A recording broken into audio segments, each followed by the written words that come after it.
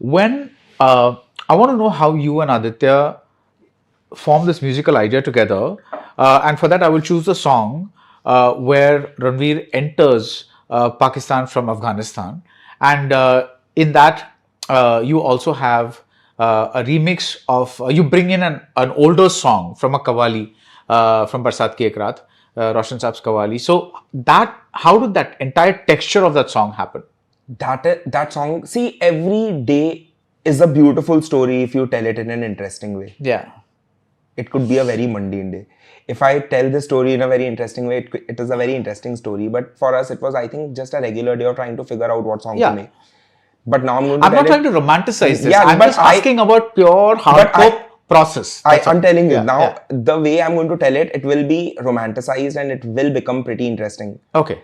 But what I want to land here is that everything that we did, besides this one song that I'm now going to talk about, was kind of they have their own magical stories of, you know, how random people or random words or random ideas came together in a random fashion in random sequence for words to make that would otherwise make completely meaningless sentence or a meaningless group or an obscure group. But somehow you do it, and because this is the magic, as they say, of cinema, it somehow lands together in that pot and make a random words will be put together to make a meaningful sentence. Random people will come together to make a very powerful group, you know. So this song is also like that, you know, very random. Shehzad, I know for quite some time and I really love.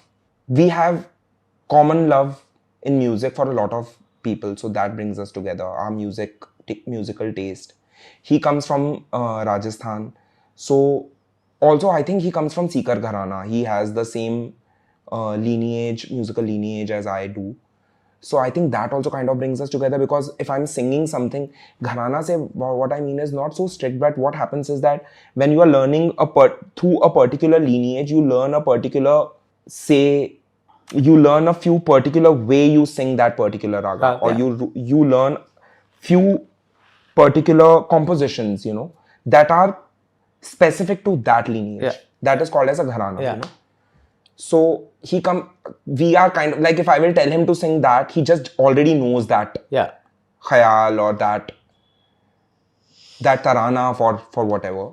So that brings us very, very close.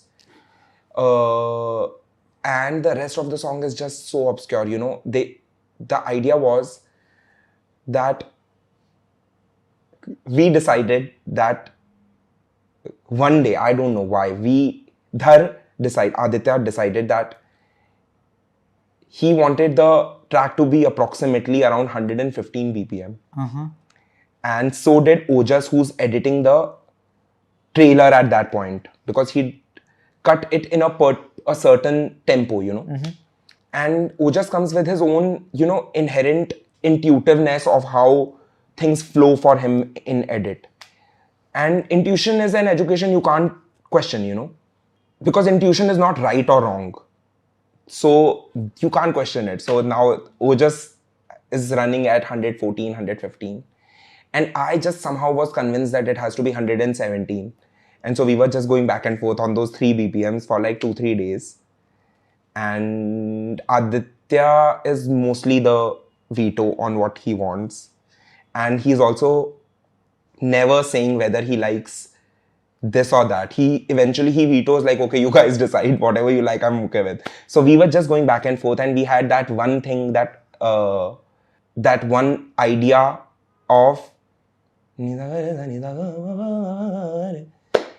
then one day he called me and I wouldn't answer in like 2 o'clock or 3 o'clock and 1 o'clock in the afternoon, and he called Magic, and Magic brought me the phone that Magic's your wife, Magic is my wife, and she got me my phone and said that Dhar has called, something important, just talk to him. And I was like, I hope everything is okay.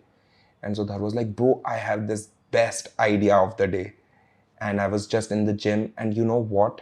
I know you just put that qawwali on it. I'm telling you, it's going to be beautiful. What do you think? And I was like, bro, fuck, I'm sorry. We can beep it, right? Bro, this is such a great idea. let me just come. And then, I was just taking a shower and just running towards him, and I called Shehzad. And we get in that room, in his home, because we were working from a studio inside his home, his office and his home. And we called Shehzad, and I was just losing all confidence in Shehzad. And he just sat there like such a authoritative leader, telling everybody that, bro, now if this song lands, it will only land with Shehzad. I'm sitting here, Shehzad, go for it. And that gave Shehzad this, infectious confidence. And so Shehzad also just somehow just started going very beautifully. And then we were thinking of what the lyric will be for na na.